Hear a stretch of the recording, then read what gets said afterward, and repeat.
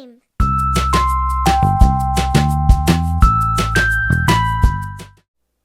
Franklin Helps Out, written by Paulette Bourgeois, illustrations by Brenda Clark. Franklin could count by twos and tie his shoes.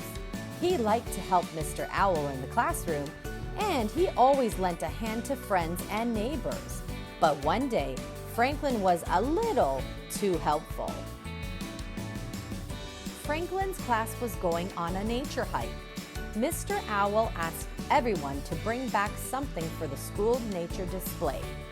He reminded the students to leave living things in the woods where they belong. Then he pointed out where Franklin and his friends might find some interesting nature objects. Franklin could hardly wait to collect something special. "Let's go this way," he said to Snail, but Snail didn't hear because he was too busy looking at fungus. Then, without asking, Franklin scooped up Snail. "I'll give you a ride," said Franklin.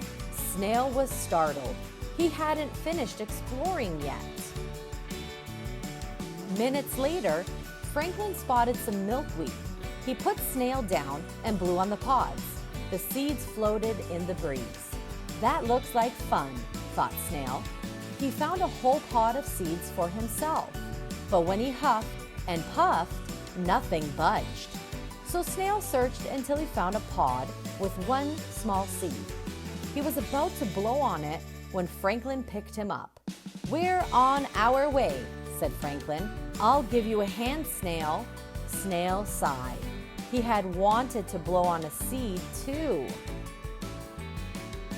There were lots of wonderful things to collect in the woods.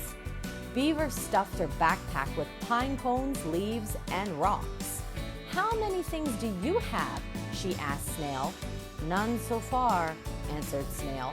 "I'm waiting to find something really special." After lunch, Bear discovered a wasp's nest. "Wasps sting if you bother them," warned Beaver, but Bear insisted the nest was empty. Franklin set Snail near a log and took a closer look. Then he heard a buzzing sound. "Oh no!" he cried. A cloud of angry wasps flew out. "Run!" shouted Fox.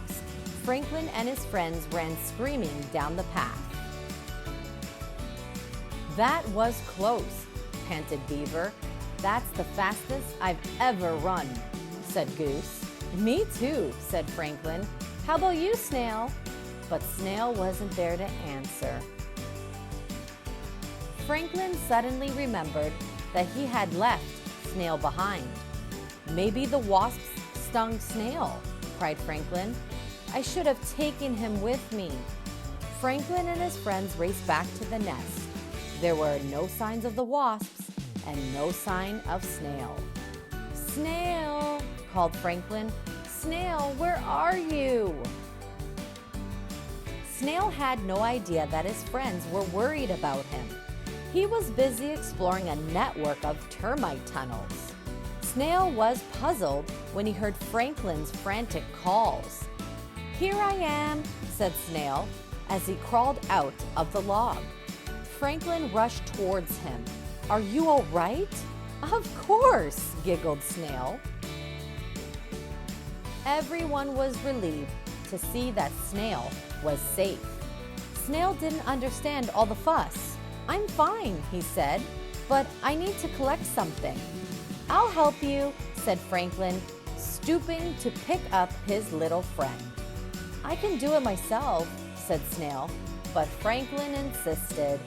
Snail's head drooped, and he let out a big sigh. Franklin made sure he helped Snail all afternoon.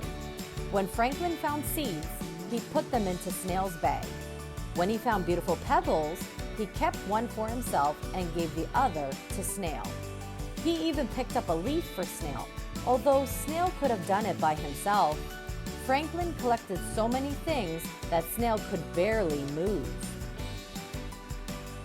When it was almost time to go back to school, Snail still hadn't collected anything that he wanted. Franklin offered to find something else. Snail was annoyed. "I want to find my own special things," he said firmly. Then he set off alone. Franklin was hurt and puzzled. "I just wanted to help," he told his friends. "Snail is small and he doesn't move very fast. But he's good at doing things for himself," said Beaver, "in his own way." Rabbit pointed to the cliff. Snail was climbing straight up the side. "I told you," said Beaver. "Wow," said Franklin. "It looks like Snail doesn't always need my help." Soon, Snail slid down the cliff and showed his friends a sparkling quartz crystal. Everyone oohed and awed. "That's the best find yet," said Franklin. Snail smiled proudly. Just then, Mr. Owl's whistle blew. "Better hurry back," said Beaver. Franklin started to pick up Snail, but then he stopped. "Can I give you a ride, Snail?" he asked. "Sure," said Snail cheerfully. "I like getting help when I really need it." Franklin ran so fast that some pebbles and leaves fell out of his bag. "Don't worry," said Snail. "You can have one of my crystals." "Thanks," said Franklin. Snail smiled. "I'm glad I could help." The end. If you like that story and want to read along with many more, like, subscribe, and hit that notification bell to be notified when I post my next video. Bye, reading worms, and remember, keep on worming!